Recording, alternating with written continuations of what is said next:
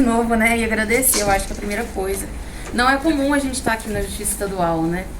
Não é comum estar questões indígenas aqui, e aí, sim, para dar um contexto um pouco disso, especialmente porque estamos aqui com os dois caciques que também vêm nesse processo, uma coisa que tem sido usada para justificar esses processos na Justiça Estadual é porque são povos indígenas que não são de Minas Gerais. A questão é que esses povos não são de Minas Gerais, primeiro que tiveram que sair por questões de violência, os territórios deles, né? E além disso, a gente teve políticas públicas, né, que trouxe povos indígenas do Brasil todo para Minas Gerais, tanto o reformatório Krenak quanto a Fazenda Guarani. Assim. A gente tem hoje em Minas uma situação em que a maior parte dos povos indígenas vem de outros estados por políticas públicas. Acho que o Mirongue mesmo traz muito isso, né? Uma pessoa que nasceu em Contagem, mesmo o povo dele sendo da Bahia e passou a vida toda aqui na região metropolitana. E agora tem essas duas retomadas, né? Camacan, Mongoió e Jucurucariri, em Brumadinho.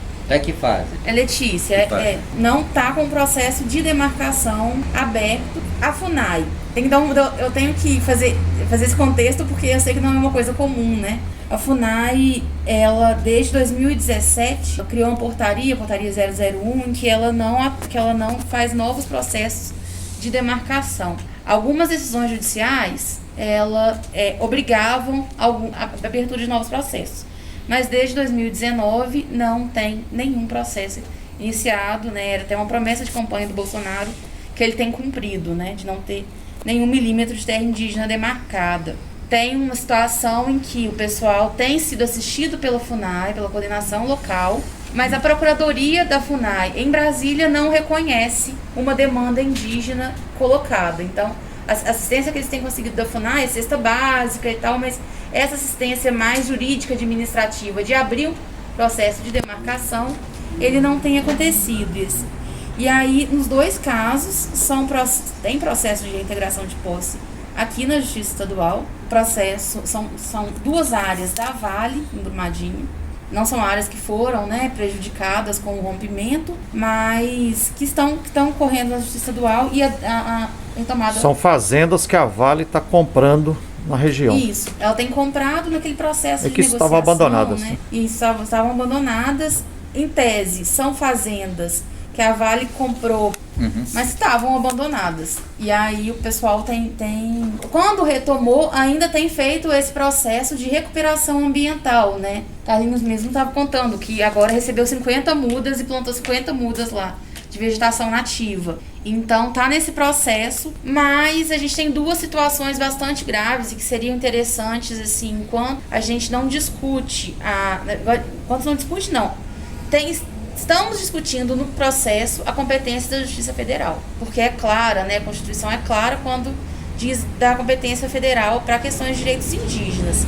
Mas, enquanto isso, no caso de Jucurucariri, a segurança privada da Vale está impedindo qualquer assistência a eles, qualquer ajuda humanitária, qualquer atendimento de saúde, da FUNAI. A gente do CIMI, né, que é a minha organização indigenista, foi impedida de entrar, Frei Gilvander foi impedido de entrar, André de Jesus foi impedido de entrar, o bispo Dom Vicente Ferreira. O bispo. Então, assim, qualquer assistência, eles têm sido impedidos de entrar pela segurança privada da Vale. E no caso da retomada Camacan, Mongoió, houve uma determinação de reintegração de posse. A juíza declinou da competência no primeiro despacho, a Vale recorreu aqui... Declinou para a Justiça Federal. Declinou para a Justiça Federal. A Vale recorreu, ela declinou para a Justiça Federal, a Vale recorreu. Aqui no segundo grau, o desembargador suspendeu o declínio enquanto fosse, né, liminarmente, enquanto fosse determinada por ele a competência. Nesse tempo, a juíza de primeiro grau, da segunda vara de Brumadinho, determinou a reintegração de posse em 72 horas. Isso era para ter acontecido na sexta-feira, dia 11, né, de março. Aí na véspera... essa reintegração só não aconteceu porque a polícia disse que não tinha efetivo. Assim, a gente tentou de todas as formas, a gente está recorrendo no processo.